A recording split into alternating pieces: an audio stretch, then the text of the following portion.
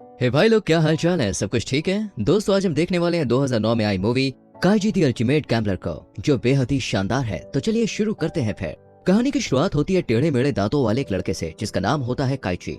काइजी एक जॉब करता था, लेकिन उसके सारे पैसे लॉटरी के टिकट लेने में ही खर्च हो जाया करते थे।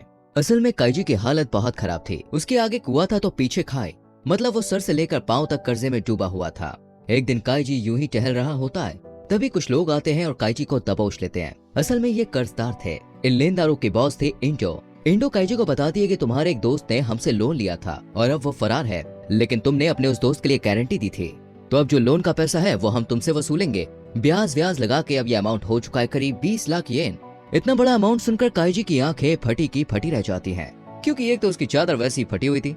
अब फटी हुई चादर के चिथड़े चिथड़े करने भाई ये मैडम आ गई। काइजी कहता है मैं पहले ही कर्जे में डूबा हुआ, मेरे पास खाने तक को नहीं है कुछ, अब तुम्हें पैसे कहाँ से दूं?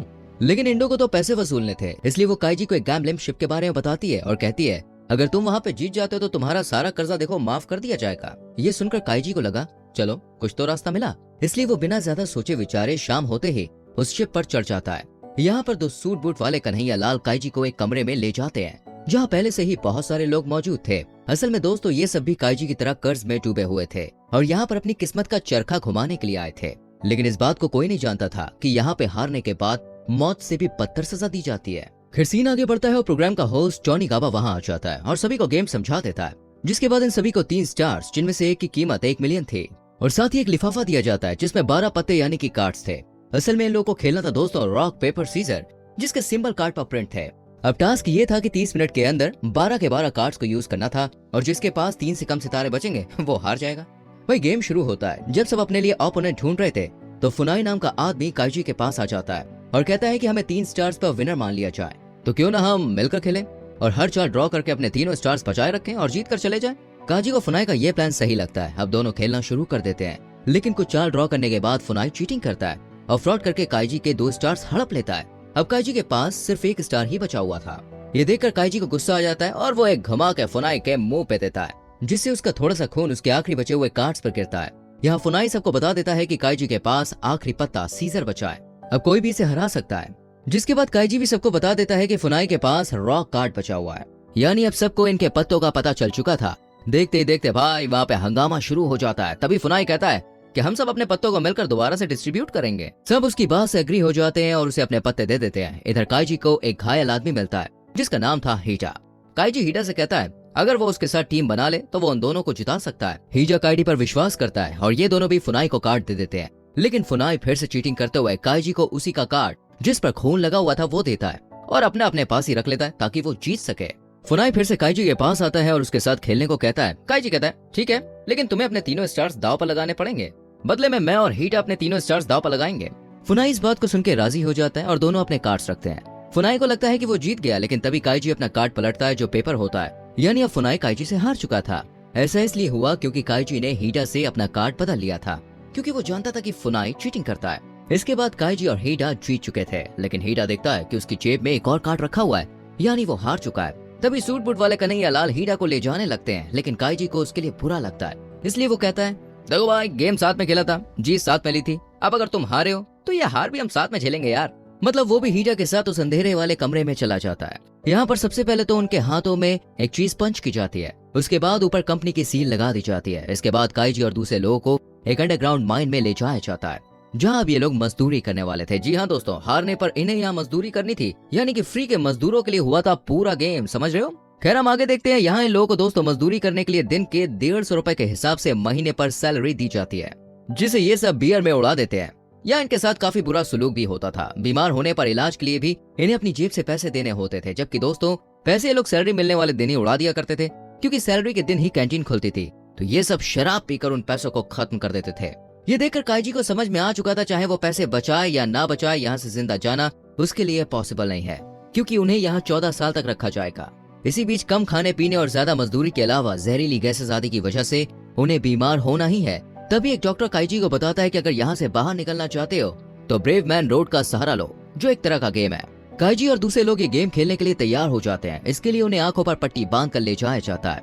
जब इनकी पट्टियां दोस्तों हटाई जाती हैं तो ये लोग देखते हैं कि इन्हें एक बहुत ही ऊंची बिल्डिंग पर लाया गया है, जो एक तरह का गेम है। तभी वहाँ पर दोस्तों टोनी गाबा आता है और इन सबको 10 मिलियन येन का वाउचर देकर समझाता है असल में इन्हें एक बिल्डिंग से दूसरी बिल्डिंग के बीच में पड़ी एक पतली सी लोहे की बीम पर चलकर जाना था। अगर ये उस बीम को पार कर लेते हैं तो इन्हें पैसे देकर वहां से रवाना कर दिया जाएगा। लेकिन टास्क ये था कि इस बीम को हाथ नहीं लगाया जा सकता था, क्योंकि इसमें कई हजार वोल्ट का करंट दौड़ रहा था। वहीं सामने वाली बिल्डिंग में कुछ वीआईपीज बैठे हुए थे जिन्हें इंडो सर्व कर रही थी। मतलब इन गरीबों की मौत का अब ये वीआईपी मजा लूटने वाले थे। वैसे तो सभी का दिमाग सन्न था, लेकिन काइजी उन्हें हिम्मत देता है और वो इस बीम पर चलना शुरू कर देता है। तभी दोस्तों मौसम करवट बदलता है और तेज हवा चलने लगती है। मौसम की खस्ता हालत देखते ही एक शख्स डर के मारे अपना बैलेंस खो बैठता है और नीचे आ गिरता है। उसकी इतनी दर्दनाक मौत देखकर कई और लोग भी अपना बैलेंस खो देते हैं और नीचे गिर जाते हैं। वहीं एक आदमी तो उस बीम को पकड़ ही लेता है और करंट लगने से वो भी मर जाता है। वहीं दूसरी बिल्डिंग में बैठे वीआईपी इनकी मौत का मजा ले रहे थे। इस बीम पर सिर्फ हीडा, काइजी और सहारा बचे हुए थे। ये तीनों चल ही रहे थे कि तभी तेज बारिश शुरू हो जाती है और हीडा कहता है कि अब मैं चल नहीं सकता, और वो अपना वाउचर काइजी को देकर उससे कहता है तुम मेरे पैसे मेरी बेटी तक पहुंचा देना। इतना कहते ही हीडा भी नीचे गिर जाता है। इसके बाद काइजी और सहारा दोनों बीम पार करके दूसरी बिल्डिंग तक पहुंचकर खुशियां मनाने लगते हैं। लेकिन जैसे ही वो दोनों दरवाजा खोलते हैं, तेज प्रेशर की वजह से सहारा नीचे गिरकर मर जाता है। इसके बाद काइजी उस कमरे में पहुंचता है और अपने दोनों वाउचर्स के पैसे मांगता है, लेकिन उसे कहा जाता है कि मरे हुए इंसान के वाउचर पर पैसे नहीं मिलेंगे और तुम्हारा सारा कर्जा काट पीट कर सिर्फ 70,000 ही बनता है। यानी यहाँ काइजी के साथ हो रही थी दबा कर चीटिंग। तभी उस कमरे में बैठा दोस्तों इस ग्रुप का चेयरमैन उसे पैसे कमाने का एक और मौका देता है। वो कहता है कि तुम चाहो तो चोनी गाबा के साथ ई कार्ड का गेम खेल सकते हो। काइजी इसके लिए तुरंत ही हाँ कर देता है। तभी काइजी से पूछा जाता है कि उसे कौन सा कार्ड सेट चाहिए। असल में इस गेम में दोनों को 5-5 कार्ड मिलने थे, जिनमें से 4 सिटीजन और एक एम्पीरियर यानी बादशाह। तो वहीं दूसरे के पास 4 सिटीजन और एक गुलाम होगा। गुलाम वाला पहले चाल चलेगा।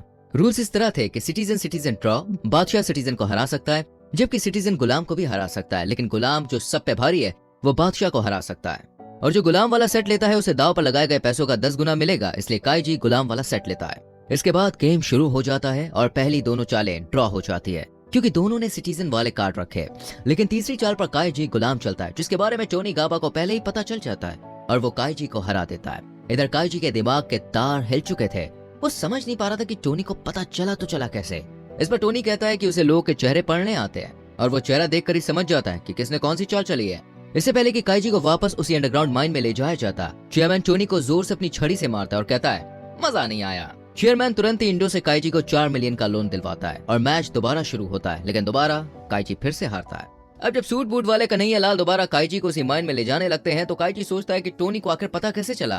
तब उसे समझ में आता है कि उसके कंधे पर एक चिप लगी हुई है और मैच के दौरान टोनी अपनी घड़ी में देख रहा था, यानी कि वो चिप उसकी घड़ी से कनेक्टेड थी और टोनी काइजी की हार्ट रेट देख रहा था, जो रिस्क लेने पर हाई हो जाती थी। अब काइजी समझ चुका था, इसलिए वो इंडो से कहता है कि वो उसे 50 मिलियन का लोन दे। इंडो सवाल करती है तो काइजी कहता है इस बार जीत उसकी होगी, तुम देख लेना। और फिर से मैच शुरू हो जाता है, लेकिन मैच शुरू होने से पहले काइजी अपना सर शीशे पर दे मारता है, जिससे उसका हार्ट रेट बढ़ जाता है। यानी अब टोनी गाबा चीटिंग नहीं कर सकता है। वो काइजी की टेबल पर एक गुलाम और एक सिटीजन का कार्ड रखता है और उन पर खून टपका देता है और उन्हें साफ करने की एक्टिंग करता है, लेकिन थोड़ा खून छोड़ देता है। वहीं टोनी को वो ये दिखाने की कोशिश करता है कि उसने गुलाम वाला कार्ड सिटीजन वाले से बदल लिया है। इस राउंड में पहली 3 चालें ड्रॉ हो जाती हैं। फिर दोस्तों काइजी खून लगा कार्ड आगे करता है और टोनी समझ जाता है कि ये गुलाम है, लेकिन वो कार्ड रखने से पहले सोचता है कि काइजी इतना भी बेवकूफ नहीं है। वो खून लगा सिटीजन वाला कार्ड पहले ही रख चुका है और उसने दूसरा कार्ड बदल दिया था। कुल मिलाकर टोनी काइजी की चाल समझ जाता है और बादशाह वाला कार्ड फेंक देता है। इसके चलते टोनी काइजी का मजाक बनाता है और उसे लूजर कहता है, लेकिन काइजी टेंशन में अपनी आंखें ऊपर उठाता है और काइजी के कार्ड पलटते ही धमाका हो जाता है। मतलब वो गुलाम वाला ही कार्ड था, जिस वजह से टोनी को मजदूरी करने के लिए जाना पड़ता है। असल में काइजी ने कभी कार्ड बदला ही नहीं था। इस तरह काइजी दाव पर लगाए गए पैसे से 10 गुना ज्यादा यानी कि 500 मिलियन उठाकर इंडो के साथ वहां से निकल जाता है और दोनों पार्टी करने लगते हैं। यहाँ काइजी ने इंडो को 300 मिलियन दिए थे, लेकिन जैसे ही काइजी बियर पीता है वो बेहोश हो जाता है, क्योंकि इंडो ने उसकी ड्रिंक में बेहोशी की दवा मिला दी थी। जब काइजी को होश आता है तो उसकी जेब में एक चिट्ठी रखी हुई होती है, जिस पर लिखा था कि तुमने मुझसे जो कर्ज लिया था उसका हर 10 मिनट में 30% था। इस हिसाब से उसका सिर्फ 28 लाख निकलता है, जो उसके लिए छोड़ दिया गया है।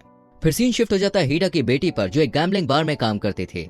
उसके लिए एक पार्सल आता है जिसमें कुछ पैसे थे, यानी काइजी ने हीडा को किए वादे के अनुसार उसकी बेटी तक पैसे पहुंचा दिए थे। लेकिन अब उसके पास कुछ भी नहीं बचता। पर एक बात अच्छी थी कि अब उसके पास कोई भी कर्जा नहीं था, यानी कि खाली हाथी गया था और खाली हाथी आ गया। तो दोस्तों ये थी काइजी की कहानी। आपको वीडियो कैसी लगी कमेंट करके जरूर बताना। मिलते हैं अगली वीडियो में। Till then bye bye, take care.